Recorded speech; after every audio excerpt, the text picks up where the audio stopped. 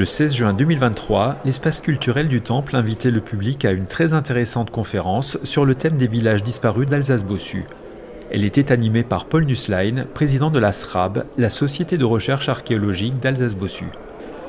Après les mots de bienvenue de Louise Young, présidente de l'espace culturel du Temple, Paul Nusslein a exposé les résultats des différentes fouilles effectuées en sensibilisant tout un chacun à la préservation de ce patrimoine de plus en plus menacé. Donc, je suis très heureux de me retrouver parmi vous ce soir pour parler d'un sujet qui a, pendant pas mal d'années, occupé les travaux de notre association, la SRAB, qui n'est pas, comment dire, une des premières associations à s'être intéressée à cette histoire des villages disparus, puisque vous le verrez au cours de la conférence qu'avant nous, bien avant nous, d'autres personnes se sont penchées sur le sujet. Village abandonné, village disparu, parfois c'est un grand mot. Et vous verrez au fil de la conférence que c'est quelque chose qui n'est pas figé, n'est pas inné. Et comme tout en archéologie, les choses changent, les choses évoluent continuellement. Il faut aussi dire que c'est quelque chose d'extrêmement complexe. Généralement, quand on parle de villages disparus, ou quand on parle de ces épisodes qui font que ces villages aient disparu, on se heurte à une problématique extrêmement complexe. Simplement pour vous dire que nous avons fait un énorme travail pour réactualiser les données qui ont déjà été mises au jour à l'époque par les anciens, les érudits locaux. Et merci beaucoup. Et ce travail a fini par nous faire découvrir des choses assez exceptionnelles. Alors, juste pour vous planter un petit peu le décor, le Moyen-Âge est une époque qui a longtemps donné une image négative, en particulier suite aux crises du XVe siècle, telles que les épidémies, les guerres. Notre région de l'Alsace-Bossu, et particulièrement la vallée de l'Eichel, de la Sarre et de l'Isch, n'échappe pas à cette vision régressive. Elles se traduisent par un phénomène de désertion des villages qui intrigue encore aujourd'hui. Il s'agit d'un processus complexe, alliant des causes démographiques, économiques, militaires et sanitaires. La datation de la désertion d'un village est délicate, car souvent progressive, d'autant plus qu'il semble souvent s'agir d'un regroupement de l'habitat dans un contexte perturbé par des événements extérieurs. Il est d'ailleurs d'usage de penser que la plupart des établissements disparus n'avaient été que des petits villages, des hameaux, voire des simples fermes isolées à l'existence parfois éphémère. Des traces physiques de ces habitats subsistent toujours, notamment des vestiges d'édifices religieux, car ceux-ci étaient construits avec des matériaux plus solides que les maisons traditionnelles en bois et en paille. La disparition des villages au XIVe et au XVe siècle a été observée dans de nombreuses régions de l'Europe occidentale. Les désertions de l'Alsace-Bossu sont contemporaines des Wüstungen de la Hesse et du Thuringe, comme les Lost Villages anglais ou les Despoblados de l'ancien royaume de Navarre. Au XIXe siècle débutent les premières recherches qui se poursuivent sur l'ensemble du XXe siècle. La recherche sur ces problématiques consistait essentiellement à un travail d'archives, une étude toponymique, la dénomination actuelle des finages et du parcellaire, reprenant celle des villages médiévaux disparus.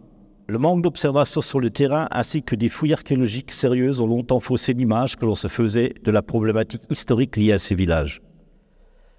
Des érudits locaux comme d'autres personnages se sont déjà intéressés à cette problématique. Les premières publications datent de 1862, Tilloy, Marthe en 1988, Georges Lévy en 1901, Schlosser, qui a fait un énorme travail sur les villages disparus, notamment sur le village disparu de Trimlingen, à côté de Domfessel. Lammenbeck et Walter Hermann, Hume et Wohlbrett, qui ont repris un petit peu les travaux des anciens et qui les ont actualisés, et Graib en 1971-72. Les travaux de la SRAB. Concernant nos connaissances sur l'historique des villages disparus au Moyen-Âge, notre vision du phénomène est longtemps cantonnée aux travaux des historiens et chercheurs du XIXe et du XXe siècle. Le sujet a notamment beaucoup évolué grâce aux travaux de la SRAB, Société de recherche archéologique d'Alsace-Bossu, lors de ces 30 dernières années. Dans le cas de Völlerdingen, par exemple, où des travaux de connexion suite au moment de l'emplacement exact du village disparu de Hemeldingen a pu être cartographié et fouillées. Ou les fouilles en 2009 à Leidenkirch-Birzbach et à la Weierkirch en 2003 sur la commune de Rallin.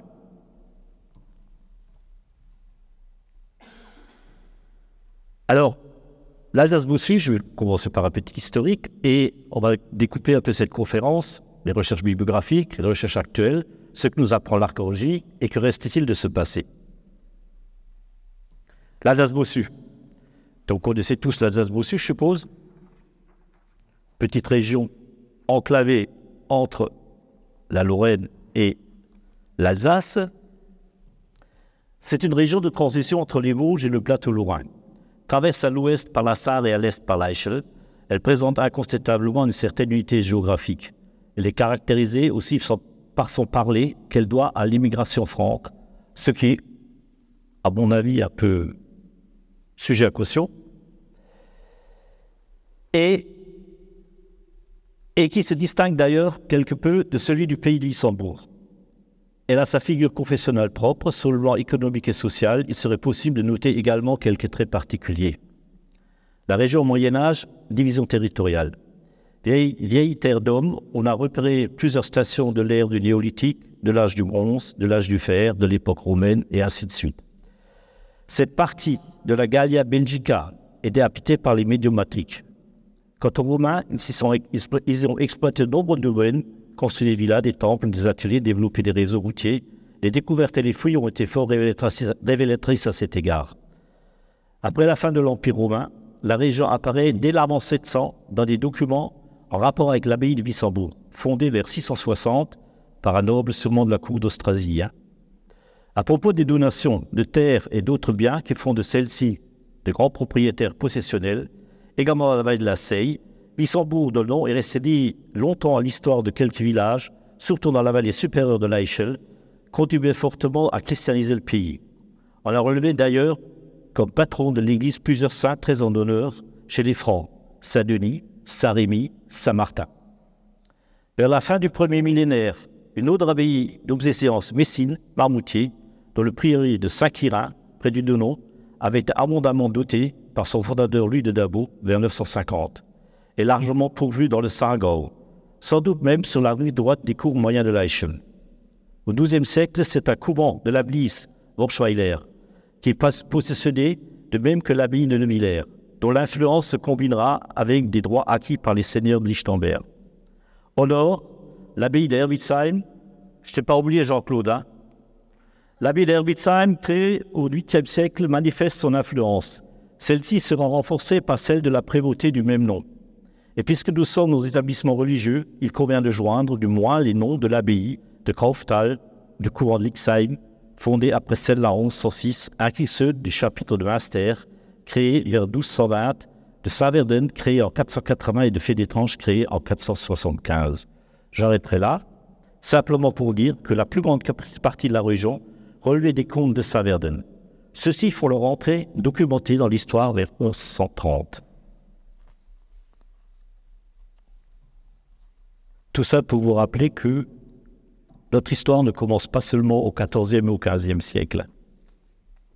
Donc, je remonte un peu en arrière, au IIe siècle après Jésus-Christ, le pays médiomatrique dans la province romaine de la Gallia Belgica.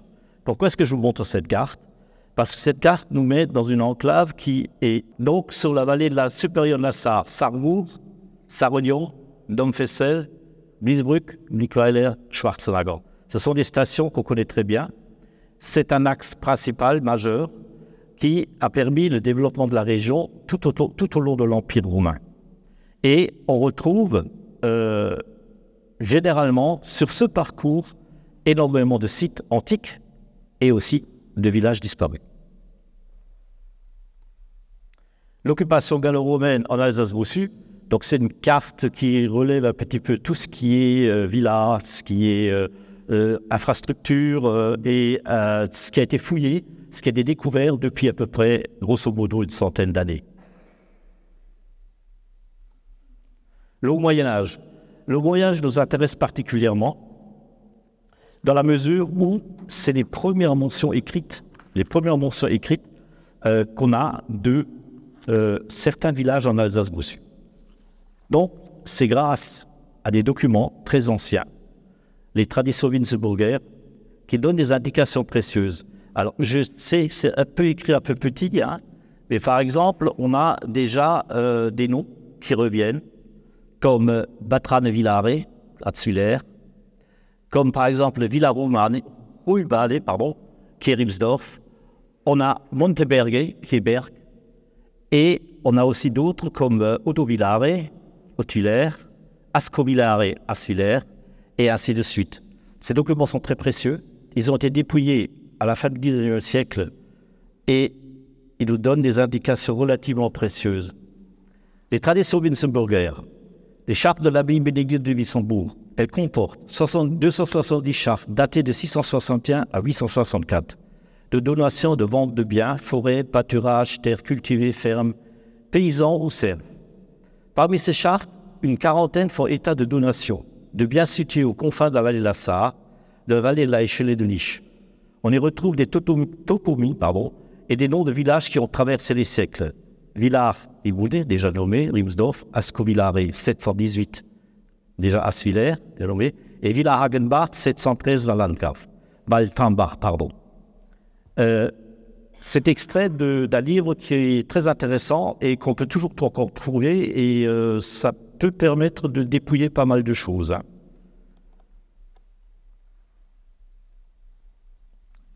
Un texte de donation de 788 concernant des biens situés dans la vallée de la Échelle. Donc c'est quelque chose d'assez intéressant puisque c'est Roudouin et son frère Gebhard Gardus, Sohn de Eberhard, reconnaissent qu'ils ont donné à leur autre frère Langfried et contre la demande du bischof, une terre qui est située à un endroit qui s'appelle Inter Aquila et Mitrilibrunnen et Ludoses Pedus et Wassenstein pour le restant de leur jour. Et c'est pour cela qu'ils sont obligés de payer 70 dinars par an. Ce qui est aussi intéressant, c'est qu'on a le nom des personnes qui ont participé à la rédaction de cette charte. Hermedberg, Dekan, Gerbert, Moulari, Waldrihi, Rutobart, Irming, Elfand, Schreiber, Ilbididou. Donc vous savez que c'est des noms qui sont germaniques, d'origine germanique. Ce qui est intéressant, c'est que là-dedans, c'est qu'on touche un petit personnage qui est ici, qui s'appelle Irming, alors qu'on sait qu'on habitait un village de la vallée de l'Eichel qui s'appelle Eurmingen maintenant et qui était nommé à une certaine période Irming. Donc on peut faire plein de suppositions là-dessus. Hein. On y reviendra. Le Moyen-Âge.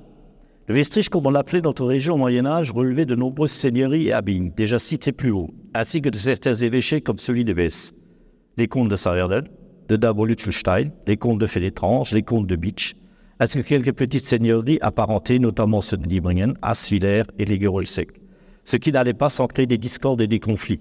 Mais là aussi, on y reviendra plus tard.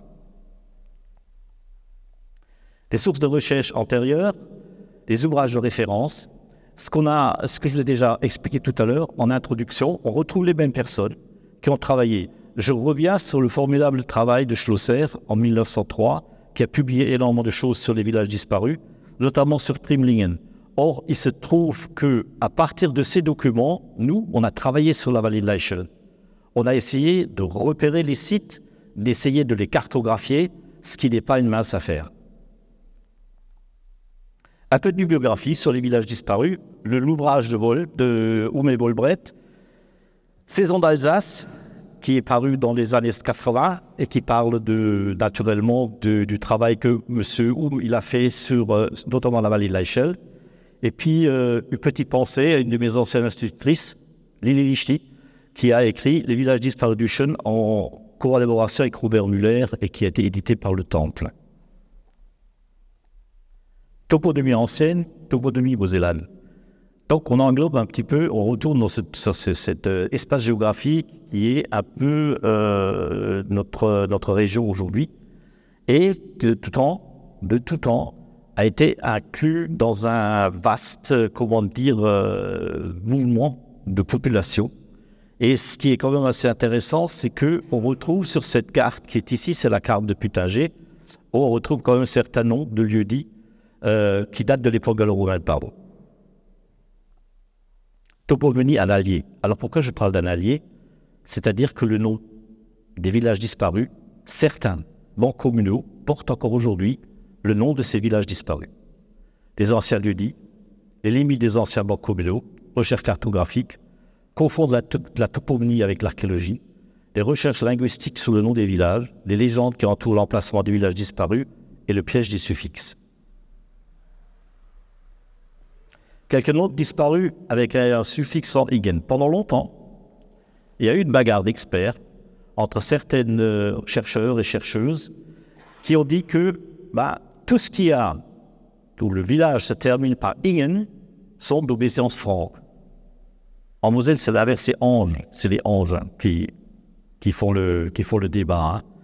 Or, on retrouve très bien aujourd'hui encore les suffixes en ingen, sauf que le village a changé de nom, des trucs et tout ça. C'est un peu complexe dans la mesure où on se cherche tous des ancêtres. Hein.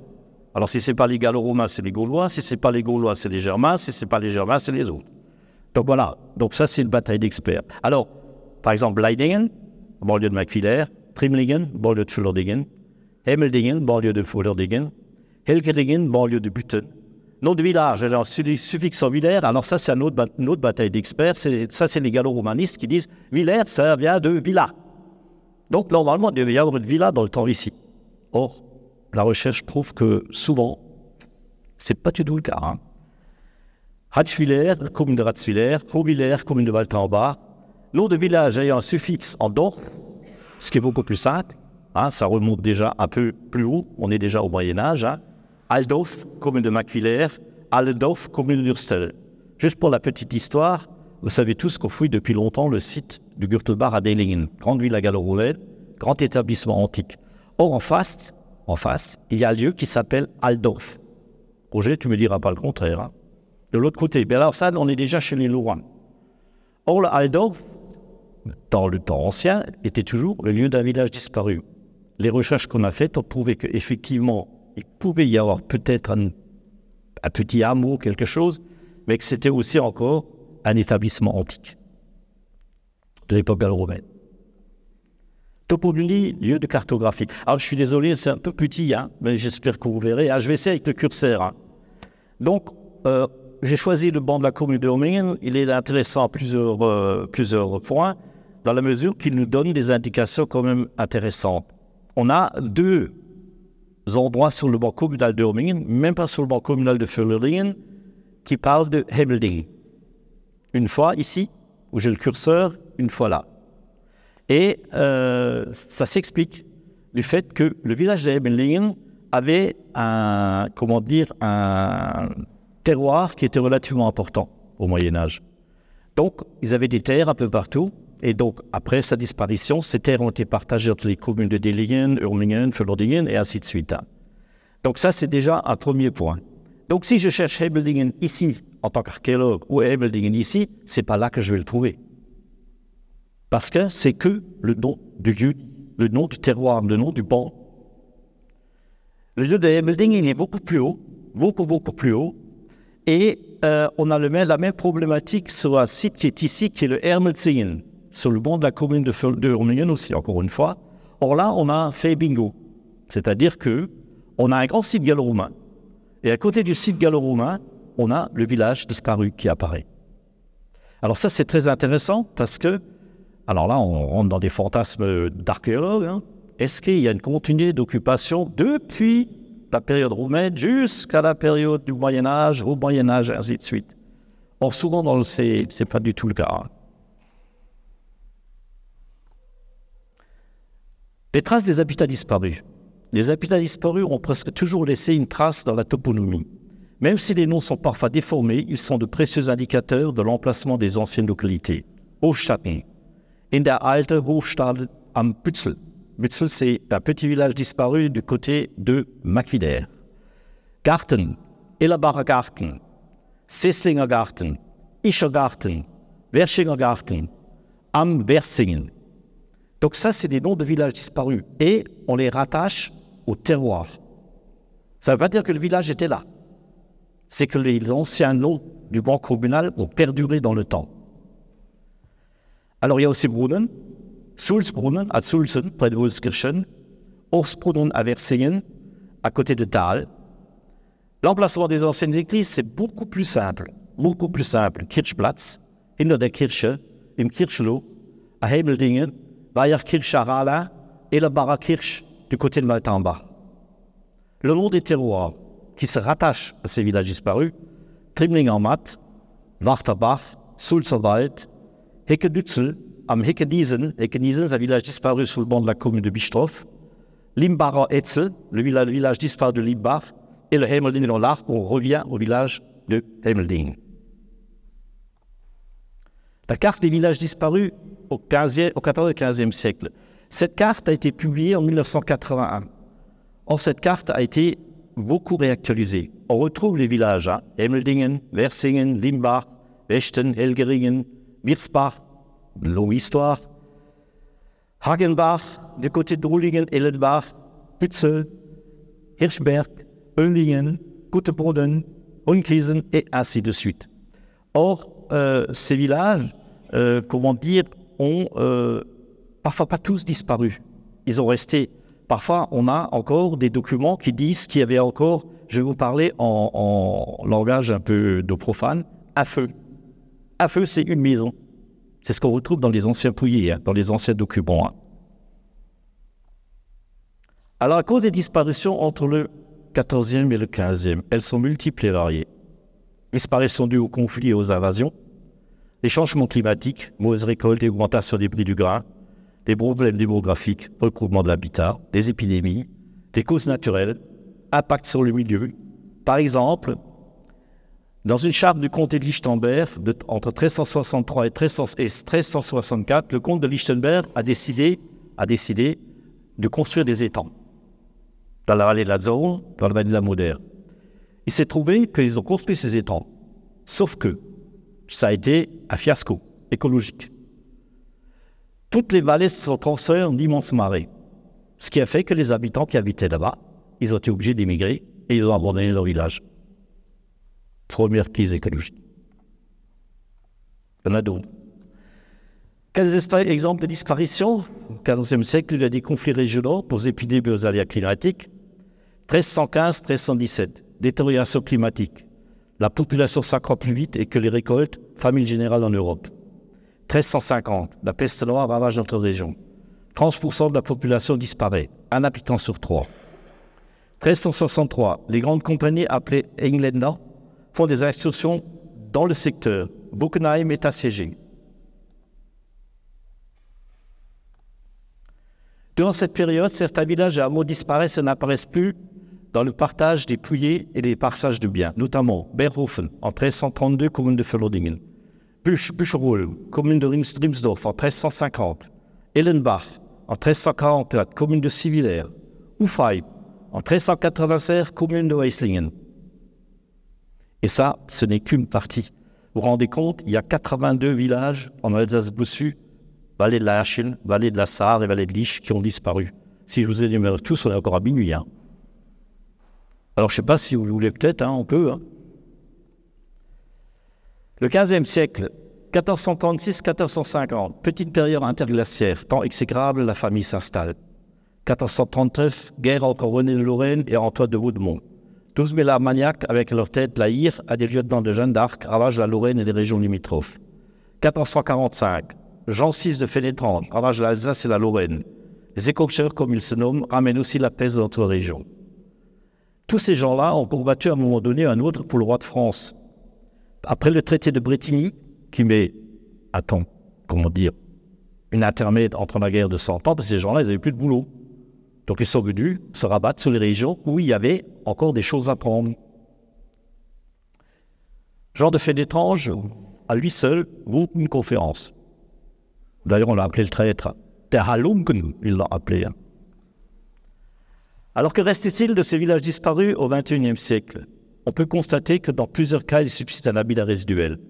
Le hameau de Bonnefontaine, par exemple, commune d'Altwiller, les fermes du Bücherhof, commune de Rumsdorf, la ferme du Waterhof, commune de Lorenzen, la ferme du Nutobara à Völlodingen. Il arrive parfois que le moulin qui porte le nom de la localité disparue, comme Lichemühl. Alors, ça aussi, c'est un débat de spécialistes. Ça ne veut pas dire que le moulin était au cœur du village, mais qu'il se trouvait sur la rivière. Or, il peut être à une distance assez respectable du village. Alors, je commençais un peu par vous présenter un peu ces villages disparus, enfin, entre parenthèses qu'il en reste. Le village disparu de Bonnefontaine. Le village disparu de Bonnefontaine, il a une très très longue histoire, puisque là-bas aussi on a trouvé du néolithique, on a trouvé du romain, on a trouvé plein de choses. Et ce village est nommé pour la première fois, apparaît dans une charte de 730 de l'abbaye de Wissembourg. Il est mentionné comme paroisse dans un pouillet de 1360. Il ne reste plus qu'une ferme au XVIe siècle. Hemeldingen, disparu en 1345, bande dans la commune de Vlodingen. Ce site a été fouillé au XIXe siècle par le pasteur Dallet, qui a fouillé l'église, qui a trouvé les fondations de l'église et qui a trouvé une grande clé qu'il a revenue au musée de Saverne. Elle dit non, elle est comme ça. Alors lui, il a toujours dit que c'était la clé de la porte de l'église. On va bien le croire. Alors, bien qu'abandonné en 1345 et encore mentionné dans un document de redevance de 1350 au compte du comté de Saverne, ce site est quand même un des plus importants et un des mieux connus de la vallée de la Échelle. Nous avons repris les fouilles sur le site dans les années 90-2000. Or, le site est actuellement totalement détruit par les travaux agricoles. C'est-à-dire que, malheureusement, il n'y a plus grand-chose à voir. Vous avez la première diapositive, comme le site était notamment au niveau de la fontaine monumentale qu'il y avait ici, au sud-ouest du site. Les premiers travaux agricoles qui ont fait sauter une zone bocagère sur la diapo à droite. Et donc, on avait encore des murs qui étaient en fondation et qui ont été détruits par les travaux agricoles. Bleidingen. Très belle histoire de Bleidingen. 1350, disparition. Alors Bleidingen apparaît dans un inventaire des biens vers 1350. Dans les années 2004-2005, on s'est intéressé à ce petit secteur à l'ouest de Macquiller et nous avons prospecté toute la colline. Or, Bleidingen, Schlosser mentionne Bleidingen comme étant un établissement ancien, déjà très ancien, puisque même le pasteur Ringel le mentionne déjà, puisque les socles de la charrue rencontrent des murs. Et nous avons découvert effectivement qu'il y avait des choses extrêmement intéressantes sur Bleidingen. Schlosser dit aussi que Bleidingen, Blei, donc ça vient extraction de plomb. Donc est-ce qu'il y avait des trucs, alors que vous savez, géologiquement, le plomb en Alsace-Bossu, on a du fer, on a du sel, on a plein de choses, mais le plomb, ça c'est autre chose. Donc, Bleidingen, nous l'avons pu le cartographier avec l'aide d'archéologues et tout ça. Malheureusement, il n'y a pas de fouilles. Il reste une borne qui est ici, à votre droite, où il y a, qui a été déplacée lors de travaux agricoles. Elle n'est plus à l'emplacement qu'elle devrait être pour notamment délimiter le filage du village de Bleidingen. Alors, le Horling, commune de Dillingen, c'est quelque chose d'assez remarquable dans la mesure où nous avons, prospecté le banc de la commune de Dillingen et nous avons découvert pas mal d'établissements gallo-romains. Le fait est que beaucoup de recherches nous ont conduits sur certains sites et ces photographies aériennes que vous voyez ici ont été prises au Horling. On a un grand bâtiment rectangulaire qui est à votre gauche ici, subdivisé en une pièce. On le retrouve au bas de l'image, là, ici, sur ce secteur-là. Et donc, on s'est dit que peut-être c'est trace d'un grand bâtiment gallo-romain, peut-être une ferme ou quelque chose comme ça. Or, en 2005, plutôt dans les années 80, ça on l'a appris plus tard, des cultivateurs qui ont travaillé sur le site du Horling ont découvert une grande dalle en grès, sûrement une dalle de sarcophage, et un chapiteau avec une tête du Christ, des petites tomettes en terre cuite, qui sont des pavés, et beaucoup de céramique gallo-romaine. Donc, c'est quelque chose d'assez incroyable parce que ça prouve que sur ce site, peut-être pareil que l'établissement antique a perduré peut-être très longtemps, mais que le village du Moyen-Âge s'est subsisté à l'occupation antique. Alors il n'est pas mentionné, il n'est mentionné dans aucun fouillis, il n'est mentionné dans aucun document. Par contre, il y a un monsieur qui s'appelait Stengel, instituteur des Dellingen, qui est un érudit et qui a beaucoup travaillé sur le site, qui a fait 2 cahiers manuscrits et qui a fait des dessins, qui a fait des choses qu'il a trouvées et tout ça. Ces cahiers, nous avons pu les récupérer et effectivement, il y a des choses qui sont quand même assez troublantes. Quelques villages disparus au XVe siècle. Hegedisen, commune de Bistrot en 1450, commune de Bistrot-sur-Sarre. Seslingen, en 1426-1485, commune de Tolingen. Trimlingen, 1455, commune de Vlodingen. Lutterbacherhof, 1462, commune de Vlodingen. Warten, vers 1419, commune de Vlorenzen. Sulzen, vers 1499, commune de Wolfskirchen. Weiher, en 1460, commune de Rallin. Wirsbach, commune de Ratzwiller, Leidenkirch. Alors, Leidenkirch, c'est une belle histoire. Elle est mentionnée dans un fouillis des biens de l'archiprêtré de Bockenheim en 1360 sous le nom de Bürgersbach. Paroisse en 1360. L'église est dédiée à Saint Matthias, qui était le 13e apôtre, comme vous le savez tous, et qui était très vénéré dans la région de Trèves. Alors, le village de Birsbach ainsi que la Heidenkirch méritent à elle toute seule une conférence. Les fouilles qui ont été effectuées par l'ASRAB en 1998-99 ont su que c'était une fouille qu'a fait en 1911-1912 par Paul Lamiette, qui à l'époque avait déjà relevé énormément de choses. La seule chose à laquelle on se heurte, c'est souvent cette histoire de dire « paf, le village a disparu ». Or, il n'en est rien. Il n'en est rien, notamment sur la Heidenkirch, puisque l'église a été quand même pendant longtemps fréquentée. Les fouilles que nous avons faites à l'intérieur de la nef centrale nous a permis de découvrir des sépultures qui ont pu être datées du XVIe et du XVIIe siècle, avec notamment des monnaies, des céramiques et ainsi de suite. Or, dans les écrits anciens, dans tout ce qu'on a trouvé, il est prouvé que la Heidenkirch a disparu au XVe siècle et voilà, qu'il ne restait plus rien. À part l'église, bien sûr. Donc parfois, on a des surprises. Ce qui est aussi très intéressant sur la Heidenkirch, c'est quelque chose qui a toujours attiré des gens. Récemment, il y a un monsieur de Butten, suite à la conférence que j'ai donnée ce soir, m'a envoyé plein de photos où des écoles de Montbrode, des écoles de Butten, des écoles de Ratzwiller allaient régulièrement faire des pique-niques, aller faire des scènes de théâtre, tout ça, ce qui a déjà été repris dans les années 2000.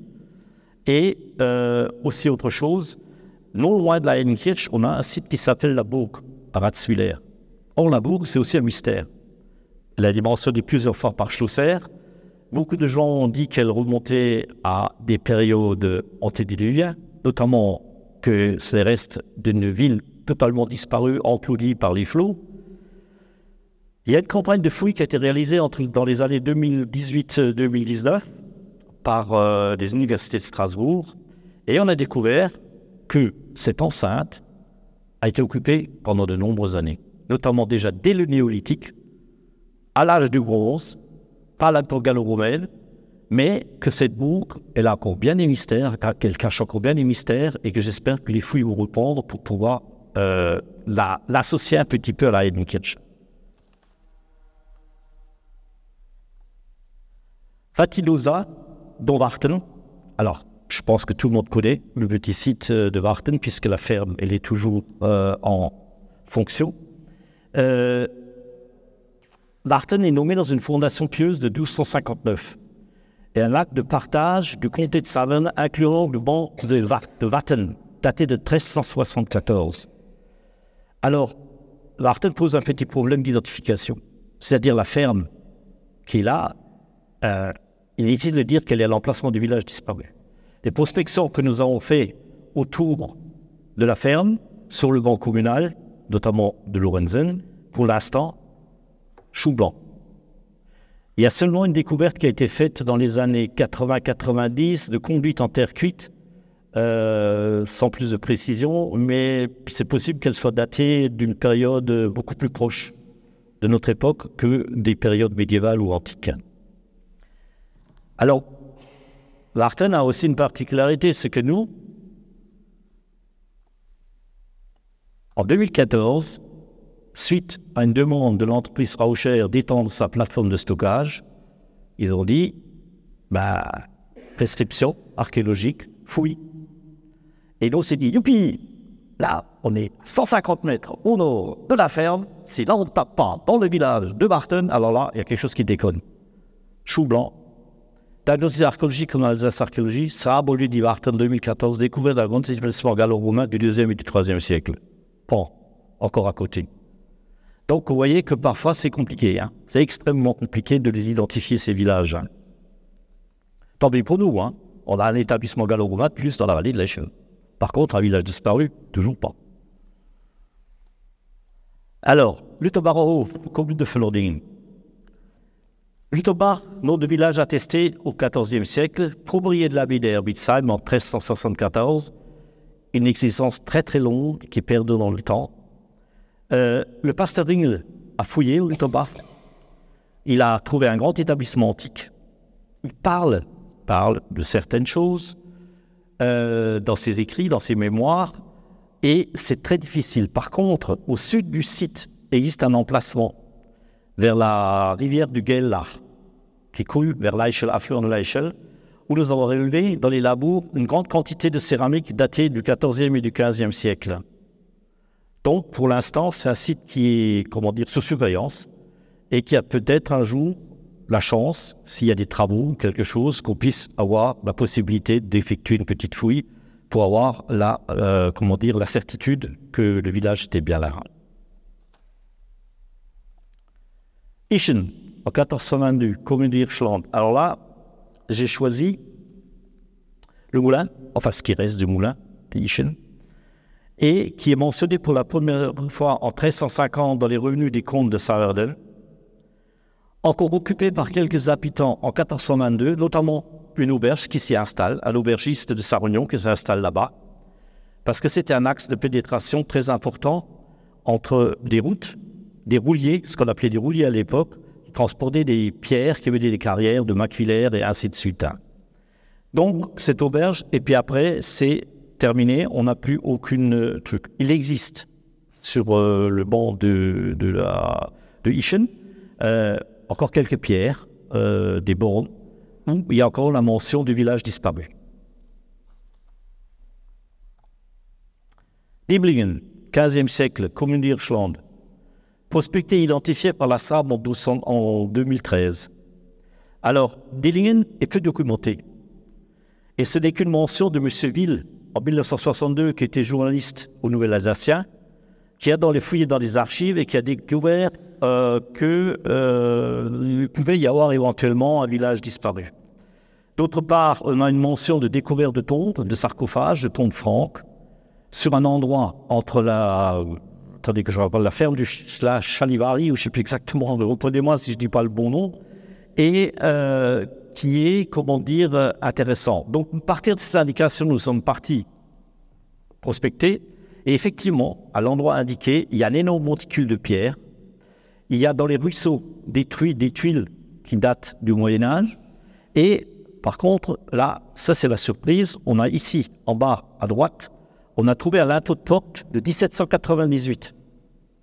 Donc c'est assez intéressant, parce que c'est pareil, village disparu, pas disparu, continue à être occupé. Donc ça, ce sont des choses à creuser encore. Hein. C'est encore une piste qu'il faut explorer concernant ce village. Hein. Site très intéressant. Ville supérieure, Weiher, en 1461, commune de Ralin. Chapelle de la Weiherkirche dédiée à Saint-Madeleine. Alors, ce qui est intéressant sur Weiher, elle apparaît dans un document d'engagement des comtes de Fénétrange, daté de 1421. D'après Schlosser, le village aurait disparu au XVe siècle en même temps que Hemmeldingen, Oldingen, Warten, lors de la guerre qui oppose Louis le Noir de Deux-Ponts et Jean de Nassau-Saarbrück en 1461. La chapelle reconstruite en 1847 avec les pierres de l'ancienne église ruinée est dédiée à Saint-Madeleine. Ce qui est intéressant sur ce site, c'est qu'on a eu une chance phénoménale, enfin, chance entre parenthèses. En 2003, fouille de sauvetage de la SRAB à la Weierkirch.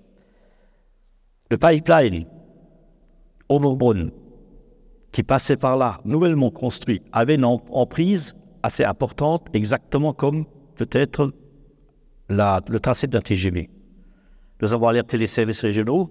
Personne n'était au courant qu'ils allaient traverser un site sensible archéologique. Donc nous sommes intervenus et nous avons eu beaucoup de chance. C'est-à-dire qu'on a découvert des niveaux d'occupation antiques et médiévales. Alors ça c'est intéressant parce que sur les niveaux antiques, on a construit le village dessus du Moyen-Âge. Et ça pour nous c'est quelque chose de très très important. On a fouillé déjà beaucoup de sites en Alsace-Bossu et c'est très rare que ça arrive. On a des traces parfois.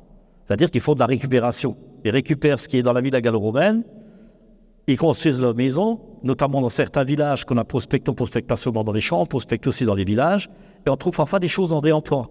On a notamment le cas sur Lorenzen, du village de Versinghen, où il y a, soi-disant, dans une des maisons, il y aurait au-dessus de la grange, il y aurait le linteau de la porte de l'église de Versinghen. Alors ça, c'est quelque chose d'assez intéressant. Hein. Donc je reviens à la Weierkirch, et la Weierkirch nous a donné des indications quand même assez fantastiques dans la mesure où on a pu dater quelque chose. C'est-à-dire que grâce aux objets qui ont été découverts, on a pu établir une chronologie. C'est-à-dire qu'on s'arrête vraiment à la date qui est proposée dans les écrits concernant la Weierkirch. C'est-à-dire que, à mon avis, effectivement, la période 461 qu'a proposé Schlosser est la bonne période. Puisque nous trouvons plus de céramiques qui sont postérieures à cette période.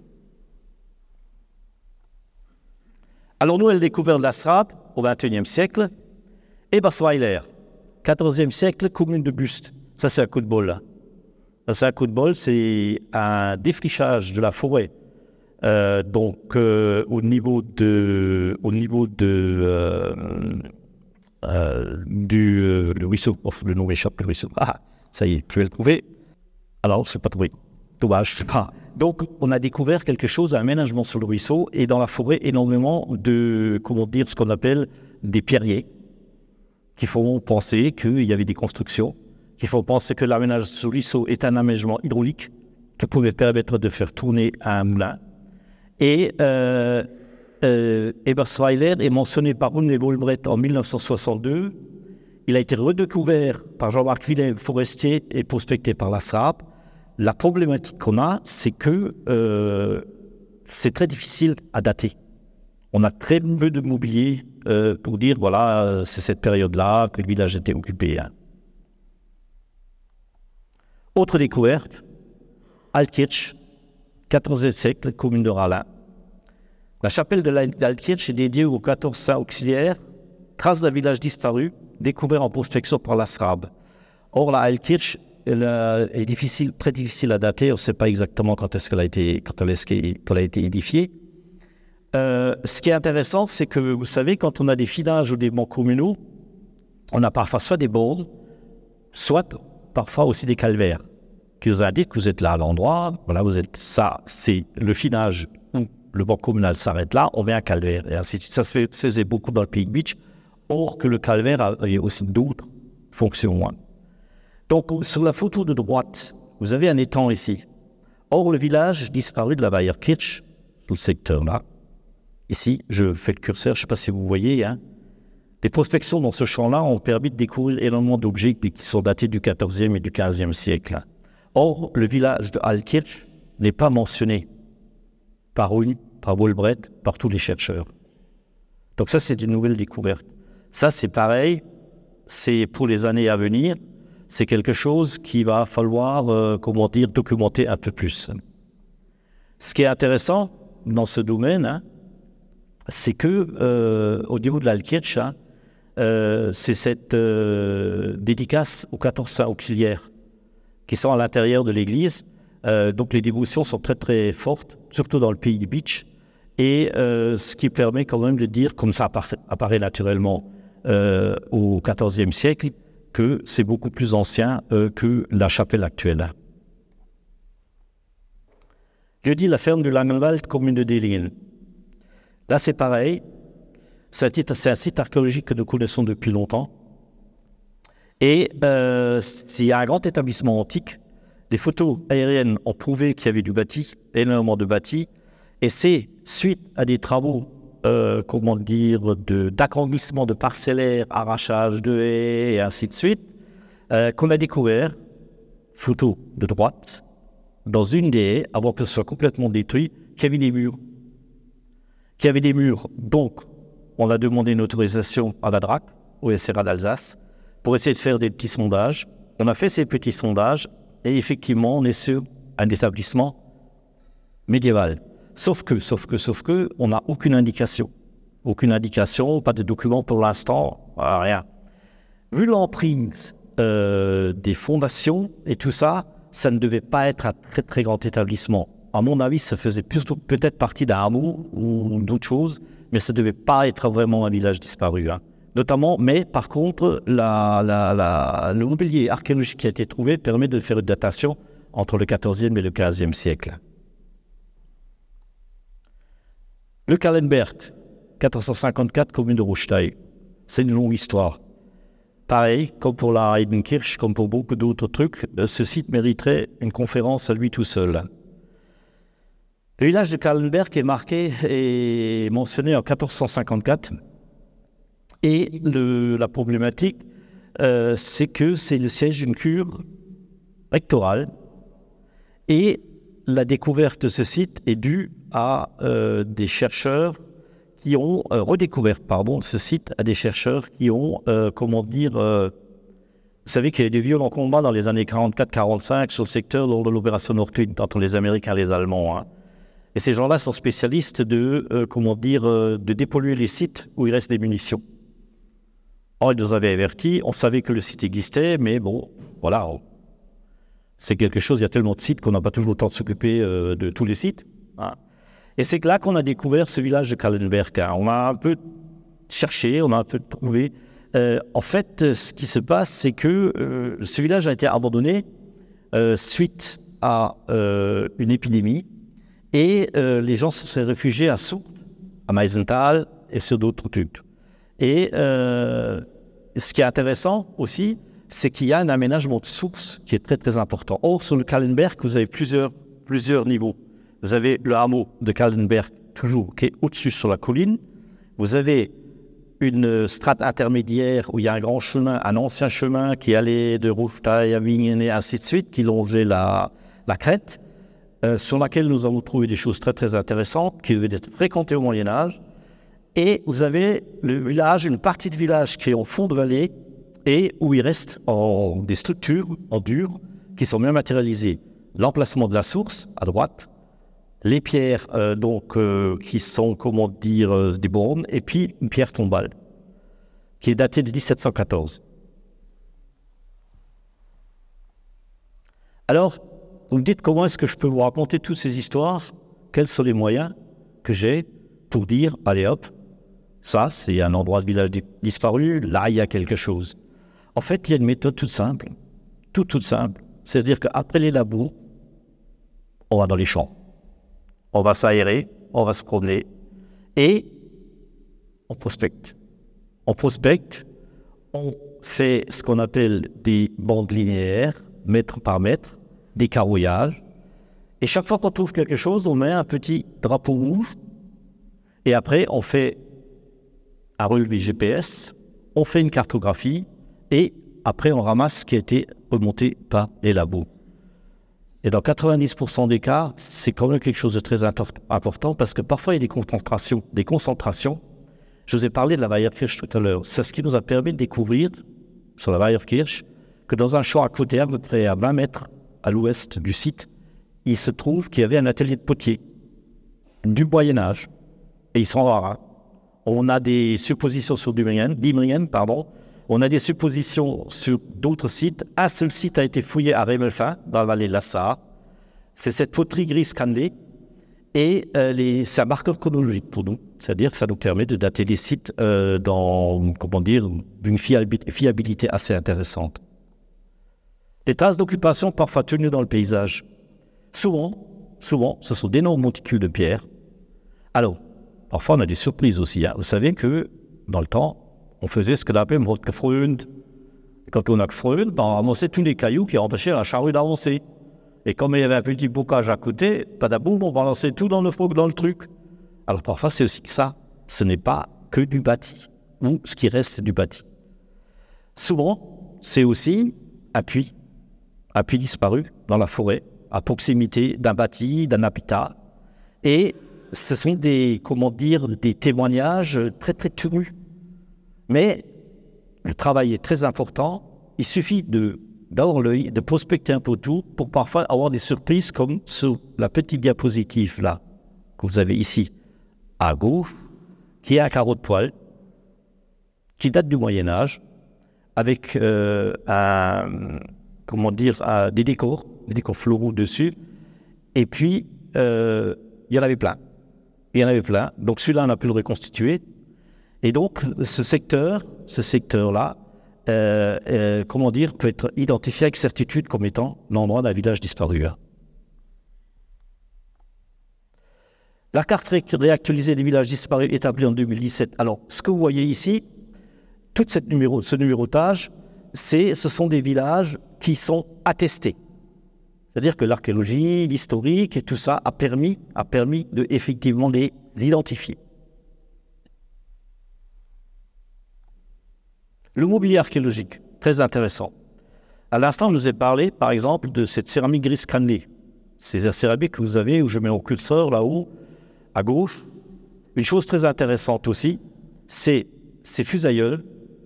Le fusailleul, c'est quand vous avez c'est un outil pour filer la laine. Vous avez un contrepoids, vous avez le fuseau qui va à l'intérieur et ça permet, par rotation, de filer la laine. Alors, ces fusailleuls sont intéressants parce que ils n'ont rien à voir avec ce qu'on trouve à l'époque gallo-romaine, qui sont parfois aussi en grès ou en pierre. Ceux-là, ils viennent du secteur de Wulfskirchen et c'est ce qu'on appelle des Soldsteine. C'est-à-dire, c'est des pierres qui sont extraites à partir de pierres, de sel. Vous savez que l'Alsace-Bossue est très riche en sel. Il y a des sources salées, il y a plein de choses. Et ça, ces fusailleuls ont été faits en Soldsteine. Alors, quand on sait que le village de Sulzen, que rappelle Sulzen, qui est pas loin du secteur où ça a été trouvé, c'est aussi un indicateur. En bas, vous avez des petits perles en os. Ça, c'est intéressant aussi. Si on trouve ça dans certains secteurs, dans les labours, ça provient de chapelets. Quand on enterrait des morts au Moyen-Âge, ils avaient des chapelets qui étaient faits en perles d'os et qu'on leur mettait sur la poitrine. Un peu plus à gauche, vous avez une agrafe mortuaire, c'est-à-dire une agrafe qui permettait d'agrafer les suaires. Quand on enveloppait les morts dans des draps, pas toujours dans des cercueils, pas toujours dans des sarcophages, parfois un simple drap suffisait. Donc on mettait ces petits agrafes en bronze pour fermer le linceul. Et puis une petite figurine qui est ici, en terre cuite, qui est la représentation d'un curé, avec sa chasuble, avec sa robe, et ainsi de suite. Et on en trouve très rarement, mais on en trouve. Et c'est aussi des choses qui ont été déposées dans des chapelles, dans des endroits, dans des sanctuaires, comme ex-voto, comme par exemple à la Weierkirche, où pendant longtemps, les gens sont venus prier quand les animaux étaient malades et quelque chose, et on donnait quelque chose en offrande. C'est perdu dans l'Antiquité, c'était pas déjà pareil. Alors la période charnière, 1618-1648, la guerre de 30 ans. La région va beaucoup souffrir de ce conflit dont les calamités prennent fin avec la signature à Münster et à Osnabrück des traités de Westphalie, par lesquels la Basse et la Haute-Alsace sont placées sous le protectorat de la France. Le bilan de 30 années de guerre laisse perplexe. Sans en prendre compte des destructions effectuées par les troupes impériales suédoises, weimariennes et françaises, la région sort exsangue de ce conflit. Les épidémies, famines, dues au mauvais temps, mais aussi le fait de guerre, ont fait plus de ravages que le feu et l'épée. Il ne reste plus que 250 000 habitants en Alsace et 10% d'attractions animales disponibles, labourées, transportées, ravitaillées est devenu quasiment impossible. Alors, c'est un extrait d'un ouvrage que je vous conseille de lire, hein, de Jean-Sébastien Beck, 2000 ans de climat en Alsace-Lorraine, qui est paru en 2011. C'est le monsieur, il a passé sa vie à éplucher les documents, les manuscrits, les trucs dans les couvents, dans les abbayes et ainsi de suite, aux archives départementales. Et donc, il est arrivé à cette truc, parce qu'il mélange l'histoire du climat avec les faits historiques. Et ça, c'est très intéressant. Disparition partielle et renouveau des villages du Westrich au XVIe, XVIIe, XVIIIe siècle. Alors, on a quand même quelque chose qui est intéressant, hein. C'est-à-dire que nous avons, après la guerre de 30 ans, plusieurs vagues de repeuplement ont notamment lieu à l'instigations des comtes de Nassau, hein, avec l'arrivée des Huguenots, la création des villages welsh, la Valeniche, et puis après la guerre de 30 ans, arrivée des émigrés suisses et des habitants du Tyrol. Alors, j'ai une carte devant vous avec l'emplacement des nouveaux villages, où il s'est marqué dessus Wurbach, Neuerbaut, Kirchberg, Neuerbaut, Diedendorf, Neuerbaut, Pfalzweier, Neuerbaut. Et ce ne sont pas les seuls. C'est-à-dire que ces villages ont été reconstruits. Warten aurait dû être reconstruit en 1536. Ça n'a jamais été fait. Il n'a jamais été reconstruit.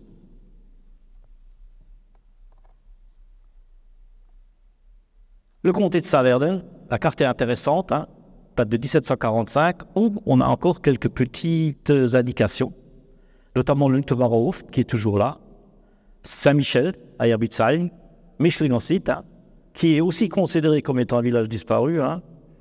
On a Hemeldingen, qui est toujours mentionné, le Waderhoft, le Bücherhoft, et naturellement Kirchberg, Uhlingen, encore le nom d'ancien village disparu. Donc on est en 1745. La carte de Cassimi, de notre région, où on retrouve aussi quelques villages ou quelques mentions de villages disparus. Hein. Donc cette carte, elle date, donc elle est postérieure, elle date de 1664. Elle est très intéressante parce qu'on retrouve aussi des noms qui existent toujours aujourd'hui. Macweiler, Thal, donc Thal, Adamswiller est toujours là, Rexingen, toujours là, et ainsi de suite. Hein. Alors, Skiabaltambach est marqué comme Hambach. Et comment vous expliquer, c'est-à-dire que ces cartes sont une précieuse aide pour l'archéologie et pour l'historique. Hein. Il faut aussi dire ce qui se passe, c'est qu'actuellement, toute la nouvelle cartographie, quelle qu'elle soit, zappe systématiquement ces lieux de non. Il faut déjà plonger dans les cartes d'état-major ou dans d'autres cartes un peu plus précises, mais les cartes au 1/25 millième qui sont actuellement indiquées par l'IGN sont très succincts concernant ces villages disparus. Hein. Enfin, le nom de ces toponymies de ces villages disparus. Alors, je fais un peu de publicité, hein, pour en savoir plus sur cette période, la période que je viens de vous parler, donc guerre de 30 ans, tout ça. Consultez l'excellent ouvrage de Alfred Kiefer et de Jean-Marie Lang, qui est paru en 2016, Vivre en Alsace-Bossu, au XVIIe au XVIIIe siècle. C'est un travail formidable qu'il faut souligner, qui a été réalisé et qui parle de beaucoup de choses. Notamment des personnes qui sont arrivées dans nos régions après la guerre de 30 ans, après la révocation de l'édit de Nantes, et ainsi de suite. Et c'est parfois assez cocasse et assez truculent à lire. Alors, disparition définitive? Pour certains sites, oui. Le cas de Hemeldingen. Vous voyez les photos que vous avez vues tout à l'heure, qui dataient du début des années 2000, et regardez le site en bas. On a encore la source qui est ici, à gauche, et le reste du site, le gros pierrier qui est là, ce n'est plus qu'un immense champ.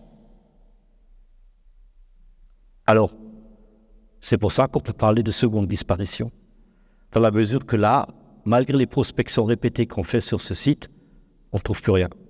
Il n'y a plus rien à trouver. Hein. Et il existe une petite zone bocagère à l'ouest du site qui s'appelle le Kirchloch, où il y a encore quelques haies, quelques prés et tout ça. Peut-être qu'on a la chance un jour de pouvoir taper là-dedans et de pouvoir avoir des indications supplémentaires. Mais, il ne faut pas être tellement pessimiste. puisque, une note d'optimisme, les fouilles sur l'abbaye de Krauftal. Alors les fouilles de l'abbaye de Krauftal sont maintenant faites par Archéologie d'Alsace depuis pas mal d'années, enfin depuis 2 ans, pardon. Et récemment, il y a eu une conférence sur ce sujet et ça nous a donné comme pas mal d'indications. On a remarqué quand même que dans tout ce que je vous ai mentionné tout à l'heure, l'abbaye de Krauftal, la ville n'a pratiquement pas de biens en Alsace-Bossue. Alors on se casse la tête, on dit mais pourquoi? C'est quand même une abbaye qui est importante. On est compte, Erhard de Landsberg a séjourné à l'abbaye de Krauftal. Pas rien, Erhard de Landsberg, hein, la grande personnage du Moyen-Âge. Hein. Et on se pose des questions. Alors, c'est une étude poussée, très longue, qui va englober maintenant une grande partie sur la région, parce que maintenant on ne fouille plus qu'un site. Tout ce qui se passe autour du site nous intéresse, que ce soit naturel, que ce soit du passé, autre, que ce soit aussi historique. Et donc je pense qu'avec cette fouille, il y a beaucoup de choses qui vont nous permettre de voir un peu plus clair. Voilà. J'espère que je n'ai pas été trop long. Merci pour votre attention. Bonne fin de soirée. Et je voulais vous montrer une image ici, quelque chose qui est très intéressant pour nous. Je n'ai pas parlé des voies de communication, ce serait trop long. Je n'ai pas parlé des légendes qui entourent ces villages disparus, notamment toujours ce petit truc où il y a, par exemple, le Graumel du Waterhoft, la Weise Frau der Ritume-Villare à Macqueviller. Il y a aussi d'autres, ce kleine Goldene Glegele, qui est caché dans le puits du Lutherbahnhof, et ainsi de suite. Et donc, ça peut aussi faire, comment dire, le sujet d'une conférence. Et aussi les chemins creux. Alors les chemins creux, c'est très intéressant, une date du Moyen-Âge. Ce sont des axes de circulation extrêmement importants entre les villages, aussi d'autres. Alors dans les chemins creux, on a parfois des bonnes surprises quand on prospecte. Hein. On peut trouver des choses intéressantes. Le chemin qui longe la face, la partie occidentale du Kahlenberg, on a découvert des monnaies qui datent de l'époque de Charlemagne, des monnaies qui datent de l'Empire byzantin. Donc, vous voyez que circulation de biens, circulation de personnes, ça a toujours existé, malgré les crises, malgré les guerres, malgré la famine, ça a toujours continué. Voilà, je vous remercie.